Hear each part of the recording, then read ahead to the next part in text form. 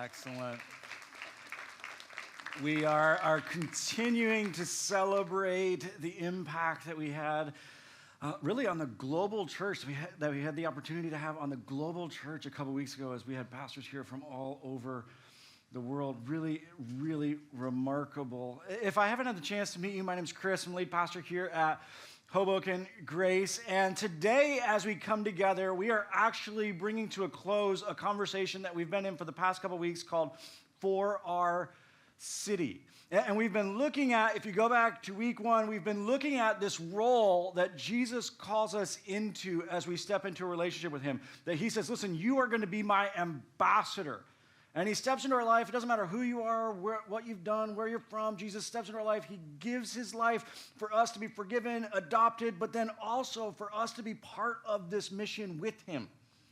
And he says, you are my ambassador. You are carrying my name. And Jesus says, listen, you're not of the world anymore, but I'm sending you into the world. And I want for you to engage the world as my ambassador and to carry my message to the world around you. And when you realize that, and when we recognize that role, and as we step into that role, there's this passage in Jeremiah that becomes incredibly relevant because Jeremiah is writing to this group of people who carry God's name as they're in exile. They've been taken captive from Judah, and they've been taken to Babylon, and God speaks to them about, okay, this is how I want for you to operate as you're carrying my name into this foreign place. And so what we've been doing for the past couple of weeks is just sitting with that passage and saying, okay, well, what does that look like? How do we live that out? And last week we talked about it from the perspective of engaging the city around us, engaging the cities that God has taken us or led us to. And what does that look like? And how do we find out what's happening? And how do we actually engage those problems? And so I hope that you've been on that process, wherever it is, whatever community that you're part of. But today what I want to do is I want to go back to that passage, and I want to look at something that he says before he gets to the point where he says, I want for you to seek the shalom of the city. And I want to look at the instruction that he gives just before he talks about how we engage the city. Listen to what it says as we go back to this passage. It says, this is what the Lord Almighty, the God of Israel, says to all those I carried into exile from Jerusalem to Babylon. Build houses and settle down. Plant gardens and eat what they produce. Marry and have sons and daughters. Find wives for your sons and give your daughters in marriage so that they too may have sons and daughters. Increase in number there. Do not decrease. And then as he continues, he says, I want for you to seek the shalom of your city. But I want to sit with that first part for a second. Because as he's writing to them, he says, here's what I want for you to do. I know you find yourself in this foreign place. Here's what I want for you to do. I want for you to put down roots. I want for you to put down roots. This is more than just surviving the city. This is committing to the city. And listen to me, this is really important. Because in a transient place, this is what we've discovered, Anna and I, over the past 18 years. In a transient place, rootedness is radical. In a transient place, rootedness is radical. We had no idea how significant this was going to be if you go back 20 years ago, or actually 18 years ago now. But 18 years ago, when Anna and I came to Hoboken, we believed that God was calling us to make a 20-year commitment to the city. We didn't really share it with anybody. It was really between us and God that we believed that God was saying, no, listen, I want you to make a 20-year commitment to this city. Not to Hoboken Grace, to the city. We didn't know if Hoboken Grace would make it. Most church plants don't.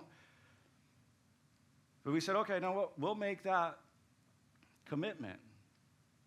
We're now in our 19th year, which makes some people nervous. Listen, the 20-year commitment was a minimum, not a maximum, okay? A minimum 20-year commitment. But as we're now in our 19th year, we've seen that commitment has made a tremendous difference. Because rootedness in a transient community is radical. And as people are coming and going and coming and going, knowing that there's something that's constant is incredibly significant. And one of the really difficult things about living in a transient community is that you're constantly losing friends. If you've lived here for very long, you know that this is true. I compare it to being a parent because as a parent, every year you meet someone new, but you also lose someone. Because as your kids are growing up, especially when they're younger, they're very different year after year. You meet that new person and they're wonderful, but there's still that longing for that 5-year-old. And in the city, it's like that. People are just, you're constantly losing friends. And so to know that there's someone who's consistent, it makes a tremendous difference. We had no idea how significant it was going to be. And God says, no, I want for you to put down roots. If you're going to serve the city, the shalom of the city, if you're going to seek this the way that I'm calling you to, you need to put down roots. And then he says something crazy.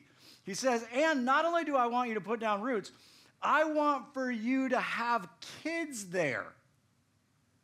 Now, put yourself in a situation. You're in exile. You're in Babylon. And he says, here's what I want you to do.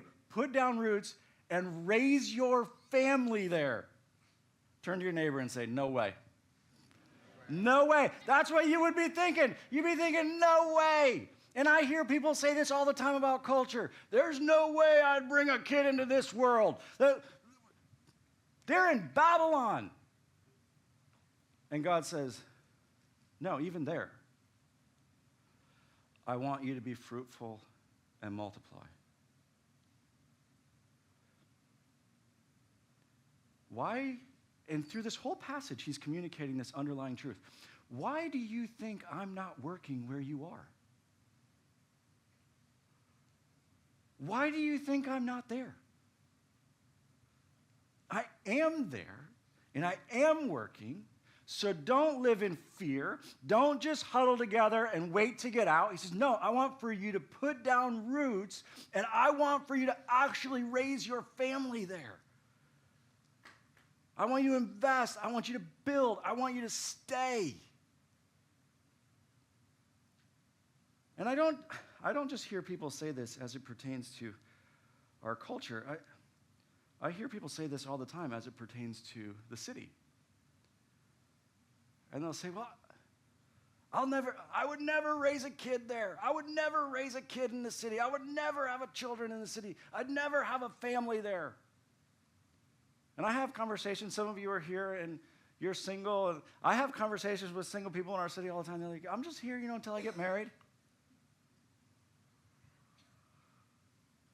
But I would never raise a family here. I think this passage challenges us to look at that a little bit differently. And as we've been saying, as we move through this conversation, we don't want to just learn something. We want to look at, okay, how do we practice this? How do we do this? And so I want to talk with you specifically about this. What does it look like? What does it look like to actually put down roots? And what does it look like to raise a family inside of the city? And I understand, believe me, I understand that it's challenging. It's interesting as I was preparing for today because if you go back 18 years ago, I had this conversation with people all the time. And Anna and I would say, listen, we're planning on doing this. We're planning on actually putting down roots and raising our kids inside the city. And then a couple years later, that kind of changed a little bit because all of my boys were born in Hoboken, and I've got 3 boys, for those of you who don't know. And so the conversation moved from we're planning to do this to we're doing this. And then as I was preparing for today, it was kind of a little bittersweet because my oldest is about to turn 17. And so it's almost to the point where we've done that. And no matter what happens, the reality is that for my boys, the majority of their childhood has been inside of the city. And we've experienced that. And I want to talk to you about that because I know that it's challenging. I know that it's challenging. But I want to challenge the way that you think about it. Whether you're here today and you're single and you're thinking about your future, or whether you're here today and you're married and you're like, we're going to have one kid here and then we're going to move out. I want to challenge you about the way that you're thinking about that. And believe me, listen, I know that it's challenging. There are definitely challenges to raising your kids inside of the city and engaging the city in this way. I know what it is to go grocery shopping and then circle the block for an hour trying to find a spot only to end up back at the grocery store, parking in the lot, and then carrying the groceries home. I know what that looks like. I understand the challenges. I understand the challenges of small space. As a matter of fact, I'll show you my boys' bedroom. So this is my boys' bedroom. This is their triple bunk. Okay? They are not 3, 5, and 7. They are 17, 15, and 12. And they sleep in a triple bunk. I understand. I should say we understand. We understand the challenge of it. And I want to say we because I want to bring someone else into this conversation because she understands the challenges probably better than I do. So would you welcome my wife, Anna?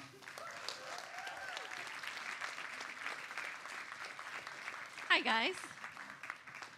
So now everybody knows that you're my wife. This is true. I don't typically advertise. It's always interesting because people will join her dinner group and they'll come over to our house and then they walk in and they see our family photo and they're like, wait, like, what? Why do you have a picture of Pastor Chris on your wall? And I'm like... It's a little awkward, but I love your response. I love how you respond to it. Well, yeah, I mean, usually when someone's like, I didn't know that you were married to him. And I'm like, well, I don't know what your husband does. So, we're not there yet. Yeah, exactly. It's okay. Exactly. But yeah, so thank you for joining us and being part of this conversation. And, we've experienced the challenges of this in a lot of different ways, space, and parking. I think one of the things that's been most challenging for us in raising kids inside the city has been schools, to be honest. For sure. I wish I hadn't worried about schools as much as I did. We probably didn't have to. We did not have to worry as much as we did. But we did, and we have done actually probably every type of educational avenue for our kids. We have homeschooled, we have done private school, Christian school, Catholic school, public schools. We've done it all. We've tried it all. Our kids are currently in 3 different school systems. Yeah, yes, they are. I'm in 3 different PTOs. I don't advise that. Maybe try to do it a little bit easier for yourself. But what we have learned, no matter what school avenue we picked, is that it has gotten better, right? Schools over have the gotten a lot last, better. yes, over the last however many years that we've been here, schools have gotten better and better. And one of the things that we have loved is we have met whatever school option that we have been in, we have met these incredible people that are rooted in that school system and wanting what's best for that school, for our community, for Hoboken at large, Hudson County at large. And so that's been incredible. It's just the people that you meet who are in it, who are here. Yeah, it's really interesting because we've been able to see the impact of individuals who practice what you see inside this passage and the impact of it on a community. Yep. And we've seen, and not necessarily people who are followers of Jesus, but individuals inside of our community who decided, no, who deeply we're care. We're going to do this. We're going to be rooted inside the community. We're not just going to use the community and move on, but we're going to put down roots here and care about and invest in the school system. And it's made a huge difference. Yep. A tremendous difference. And you can feel it. You can feel it. One of the other awesome things about this area is that you have so many options. I mean, hence why we're in 3 different schools. But you have all of these options. So you don't just have to pick, the school that everyone's going to, or there's one option, or just what works for your family. But you can look at every single one of your kids and go, what does this child need? and what kind of community do they need, and what kind of learning environment do they need. And you can pick from all sorts of different ways that your child can learn. Yeah, and I think, as we've said, we've experienced a lot of things that are challenging. But what we know, and this is true, even outside of the context of the city, what we know is that what your kids need most, whether you have kids yet or whether it's in your future, what your kids need most is to see you embracing your role as an ambassador.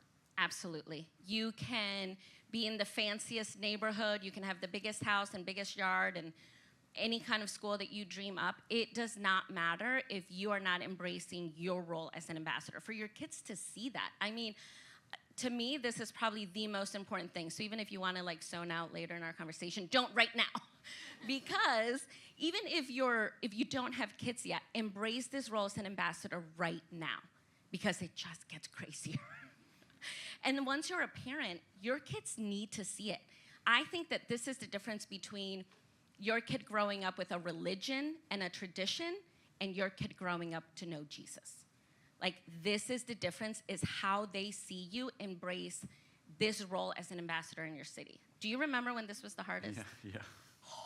COVID, guys.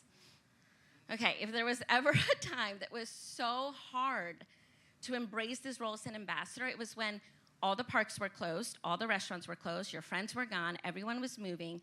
Literally everything that we loved about the city was gone. And at the time, our oldest, he had two best friends. One moved to Connecticut and one moved to Texas. And he had been doing research, talking to his friends. And I remember the day that he came up and he was like, guys, do you know what you can get in Texas for what we pay a month here? And he was literally like, guys, do you know? Like, he really didn't think that we knew. And we got to have that conversation with him of, what do we think that God has asked us to do? What has he called us to? Who has he called us to? And to communicate that we are going to care about more than comfort, that we're going to care about more than things. We are going to prioritize the people around us. And let me tell you, it was not an easy conversation to have. Like, I had to talk to Jesus first, like get things right before I could talk to him about it. But I think that this is one of the most important things of raising them in the city, right? Yeah, and I think that it's really impacted the way that they engage their journey. Yeah. Because, and I think for Caden in particular, that conversation was kind of a turning point for him of, oh, wait, if that's true, if I'm going to be here, then I want to actually do what I'm here to do. Yeah. Yeah, if we're going to live here, we might as well tell someone about Jesus. Yeah, and so it not only did it allow him to see us engaging that conversation, but it really started that conversation for him, or amplified that conversation for him about what that looks like in his own life or whatever school that he's currently in. And I think the same thing for Cole as well. And so we know that that's the primary, like your kids need to see that. And then in addition to that, there are some unique things that are really positive about raising your family in the city that we've experienced. We understand the challenges, but there are some things that are really unique and really significant. And I think one of those is the fact that as you're raising them, your kids get to experience, they get to grow up in the real world. Yeah, there's no hiding it. I mean, they will see drunk people.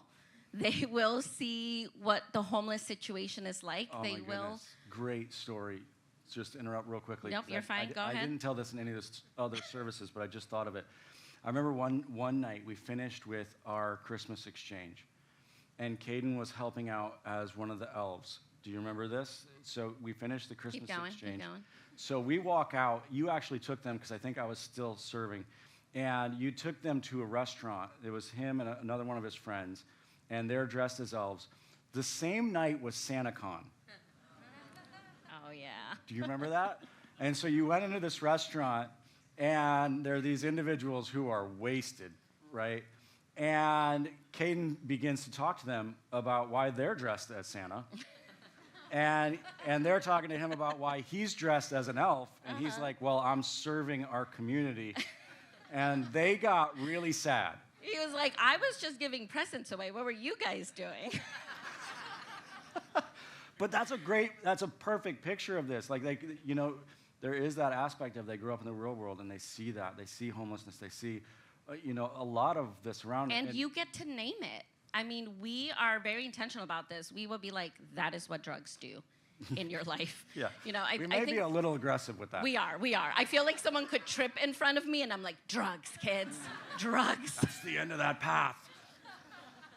But you do get to name it because they are seeing it. So it's not this foreign concept that they will hear about. They get to see it, and you get to frame how they view that.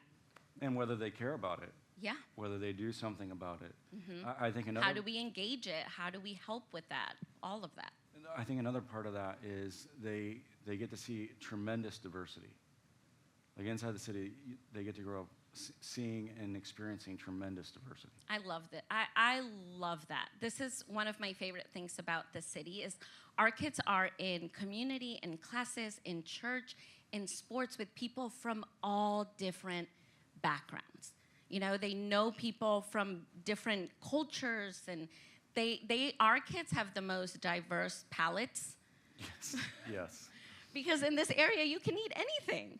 And you just are exposed to so much. And for us, it even goes beyond just that. I mean, we have a child with Down syndrome, and in this town alone, there are like 5 other individuals with Down syndrome. That means that my kiddo he never goes through that like no one looks like me or no one is like me. He can have that here. All of our kids can, because there's just such a diverse pool of people. It's incredible. Yeah, the palette thing was brought to light for me recently because we had all those lead pastors here. And we catered one night from La Isla. And so we had several lead pastors here from the middle of the country. And I was shocked by this. I had multiple people tell me, because we had the Maduros, so the sweet plantains, for those of you who don't know. So they thought they were boneless chicken wings. I know. Can you imagine biting into what you think is a boneless wing and it's a sweet plantain? I was like, you did not grow up in a diverse place. I can No. tell. I felt like I kept can needing to tell tell that. them, like, please put your beans on top of your rice. Yeah, This is the correct way to eat. Instruct them. We needed to have like a picture of what Yeah. what it needed to look like. Yeah, but I think they get to see the real world. They get to see diversity. I also think they get to see you. Yeah. Yeah. I mean, at the end of the day, you are what's most important to your kid. It's not the house that they live in or the yard or the school or all the million things that we worry about nonstop. It's you, and when you don't have to spend extra time on your commute, that is huge for your kids. It's huge for the community that we're building here. It's one of the things that we hear most frequently when we have friends who move. Yeah. Is they talk about, I just lost so much time, and I have this long commute. I just don't have the time. I'm not getting home before they go to bed. Right, especially true when they're little, and they're going to bed at 8. It changes later on, but for that season, it's really important. Yeah, and so not only do they get to see you, but then the last thing here is they get to see the gospel cut through visible darkness. Again, you're not living in this bubble. You see the darkness, and you get to see the message of Jesus directly impacting them. Yeah. I mean, our kids have, we celebrate baptisms with them. We tell them the stories that we're hearing about from our community. And I do think that this is particularly unique to our community, but our high schooler, our middle schoolers, they have leaders who are maybe 10 years, some of them just 10 years older than our oldest, they are seeing young people in the city give their life for Christ, be on mission, and they get to watch that. Like they get to do that in Vibe every week. They get to have these leaders that invest in them who are living all that out. And they get to see that journey for those leaders. It was funny, the other day I walked out of the service and Kale was really upset. And he said, oh, I missed my friend's baptism. I didn't make it upstairs on time. and he had been trying to run. Granted, he upstairs. tries to get in on a lot of baptisms. He tries to That get on one, as he many tries to just baptisms walk up as there he any can. chance. If you would like, he'll baptize you after the service. But He's a big fan of it. big fan of it. But he was talking about his leader, one of his leaders in Vibe. Yeah. And so he got to see her take that step of baptism and wanted to be part of that. It's very, I love that about what they get to see. But I do want to talk about this because we can talk about these advantages, but we've also learned there's some things that are critical for you to practice along the way if you're going to take advantage of the advantages. If they're actually going to experience this. And I think one of those is you have to be really intentional with community. Yeah. Their community and your community, right? And so as parents, we're constantly, I'm probably a little bit more obsessed with this than you are. Well, you're better at community than I am. An extrovert, but constantly thinking through who are my kids hanging out with, right? Who are their circle of friends? They're going to have school friends. Are we making their church friends a priority? Are we making their sports friends a priority? Like, how are we building this? And then also, what do my circles look like? Mm-hmm. My friendships, who has a say in my life? And to be able to model community for them so that wherever God calls them, they will seek that community and they will build it. Yeah, and just to go back to something we talked about earlier, in a transient place, you do have a lot of people who move. So you really have to watch your kids' community because they lose friends a lot. And you have to really help them process through that because you and I have experienced this. What can happen is, that third or fourth best friend moves and you begin to develop this mindset of, I'm just going to keep people at arm's length. I'm not really going to develop close relationships anymore because I'm afraid of them leaving. And that will actually lead to something destructive. So you've got to watch that in your life. You have to watch that in your kids' lives, making sure that that's not beginning to show up in their life as well. Right. And it goes back to that constant conversation of why are we here? Right? Like, we are here to love people. Okay, our best friend moved away. But look, there's this whole group of people right here. We're going to love them. We're going to get to know them, all of that. Yeah, and it's also impacted the amount of effort that we put into allowing our kids to stay connected to individuals when they move. Yes, yes. We put a lot of energy into that. We do. There's some friends, that have been key friends in our kids' lives, and wherever they have moved, we have just made that effort that they could stay in touch, go to camp together over the summer, do a big sleepover, all those things. So you have to be intentional with community. The other thing is, you don't just want them to watch you being an ambassador. You need to engage them in that mission. You need to engage them in what it is that God's doing. Yeah, let them be part of the conversation. Let them see that people are worth it, that the mission is worth it, that it's not just what the community can do for you and how you're experiencing it, but what we can do for the community and how we can be a part of it. And we've just, honestly, with that, we've just brought our kids along for the ride because, they're there. Yeah, but we've tried to figure out, we're just constantly figuring out, okay, how can they be serving? How can they be a part of the team as well? And then we've just prioritized them being here. And so we didn't do Sunday morning sports. Like, no, this is why we're here. We're not going to miss this. This is why we're here. Right. This is what it's been about. So funny, too, because we've started the Saturday night service, and we were talking as a family that one of the really cool things is that families who had sports on Sunday mornings had such a hard time making it to church, but now there's this whole other service. So we've been kind of celebrating that as a family, and our youngest was like, man, it's amazing that none of our sports ever conflicted with Saturday morning. Like, we just got so lucky, and we were like, Never conflicted with Sunday. Never conflicted with Sunday morning, and we were like, we just didn't sign you up for them. Yeah, it's like, it's crazy. Like, we like, never we had just that got conflict. so lucky, and we're like, yeah, no. well, let's. So don't tell them. Don't tell. Right. Just keep it right here. Don't tell them. These last Circle two, of trust. These last two are a little more practical. The first one is this, and this was advice that I was given years ago by another pastor. So I had a conversation with John Tyson, who's a pastor in the city, as we were starting Hoboken Grace, and he said, this is maybe the most important thing that I tell you, and I think it was the most important thing that he told me. He said, you need to make sure that you're able to have 2 good vacations every year. because if you're going to stay here, you have to get away from here, and you need to have time to rest. Yeah, time to recharge.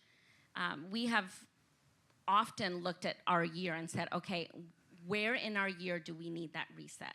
You know, for us, it became really important to go away right after Easter, because we push and we push, you know, for Easter season, and the staff is super busy and the kids are super busy, and we know a break is coming. The week after Easter, we go wherever and we take a break. It's really important to leave the city because there is an incredible energy about the city, but there is also a pace of the city that's quicker than in other places. And so it can drain you faster, and it's important to have those breaks from the city. Go out by trees, and, you know, we go camping. Well, you I go camping. Yes.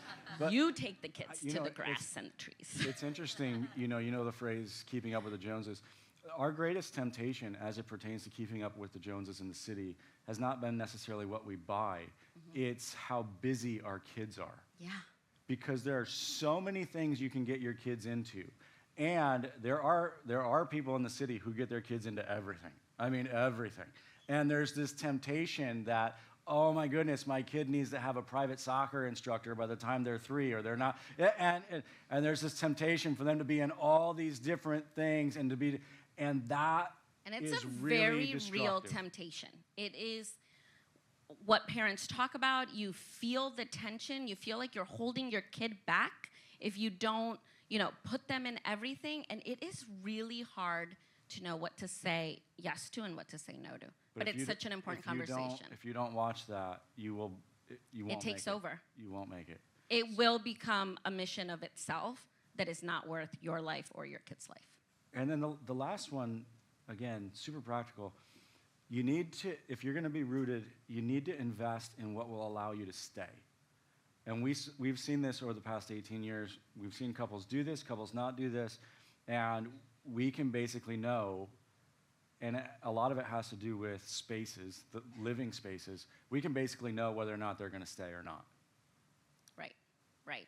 We learned early on what we needed as a family to thrive here.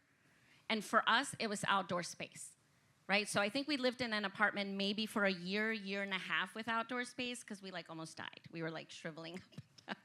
We are just the kind of family, we have 3 boys that need outdoor space, and we just prioritize that. And so even if you don't have kids yet, you know, you might be tempted to go for the apartment that's like just super fancy in the fanciest building, and it has this huge bedroom and this tiny living room. Don't do it. Yeah, that Don't is do it. not what will allow you to stay. Once you have kids, you need that living space. The bedrooms, you know, you just need to sleep there. I mean, you saw what our kids sleep in. They're fine. I actually wanted to build them pods when we first started, but Yeah, that's a this different, was like the less intense Chris plan for our children, so. it's a different conversation. But I'll give you an example of what this did look like. You know, you were talking about we didn't have outdoor space, and we said, no, we have to, especially because we have boys. One of the things that we've found that's interesting is families tend to stay longer if they only have girls. Because of the fact that boys need outdoor space a little bit more. They're insane.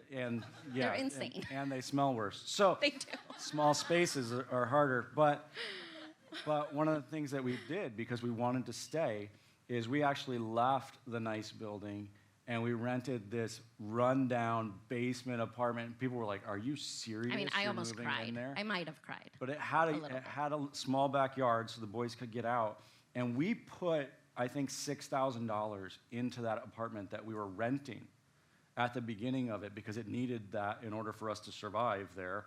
But we did that because we wanted to spend on what would allow us to stay, right? And so you have to think about this a little bit differently. And I think a lot of us, we have this idea, and I don't know if it's cultural, but we have this idea like, oh no, the city is not a great place to raise kids. I really want to push back and challenge that. You know, I think the confidence that our kids have grown up with, of being able to engage the world. I mean, you can find my 11-year-old zipping around this town on his scooter. They're so independent. They're so independent. Well, They're he taking- just actually drove it right through a flood, so it's no longer working. Yeah, But we won't talk about before that, how he was ruined zipping it. through town. But but also like they take the train to school. Yeah. We have friends that their kids take the subway into the city for high school. I mean, that kind of confidence, like that, they can basically navigate anywhere in the world now. They can. And they're confident. They are not afraid. They know exactly what they're doing. They know how to work every system. You're right. They will be able to live anywhere. And they know how to navigate cultural situations. They know, okay, Who to this talk is to and who to dangerous, avoid. This is dangerous, this isn't. And so I want to challenge that. And I want to challenge you to think about it maybe a little bit differently as you're thinking about your future. Because, again, this is something that God calls us to. Now, God may take you somewhere else, but wherever he takes you, this is what he calls you to. This is what he calls you to. And we're not just huddling together and waiting to get out. No. And I know, too, as we talk through this, some of you are like, man, that's really detailed. Like, what? But here's the deal. And if we're walking through this and it's like, man, that doesn't seem... What God's calling us to, this mission that we have, is not just something that we add to our life. It's not an accessory to our life. It is what he calls our lives to be about. And so as we wrap this up, and as we're talking through this passage and this instruction and what it looks like, I just want to challenge you. I want to challenge you. Go back to week 1. I want to challenge you.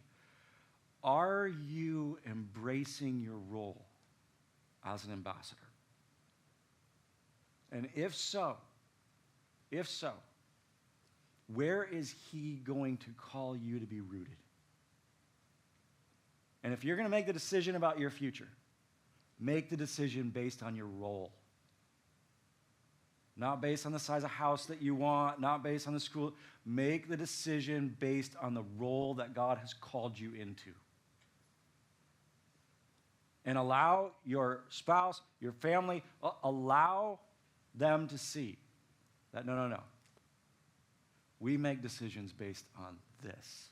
Mm-hmm. We make decisions based on who God has called us to be and where he has called us to carry his name.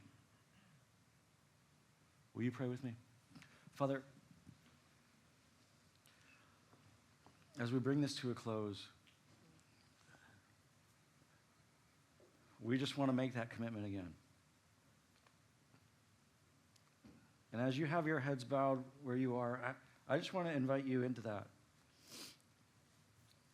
To engage him with that commitment, and also to ask that question. Okay, God, what does this look like for me right now, where I am?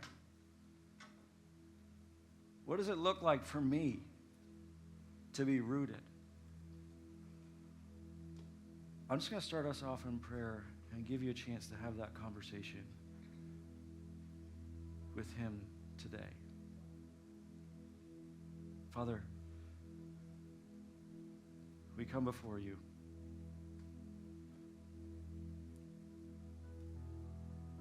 As your ambassadors. And Father, we pray.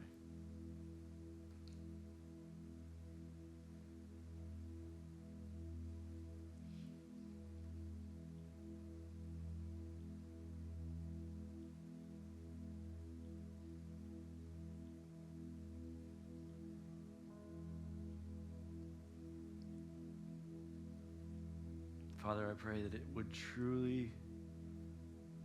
we would truly be able to say, as we move forward, we don't just live here, we love here. In Jesus' name, amen.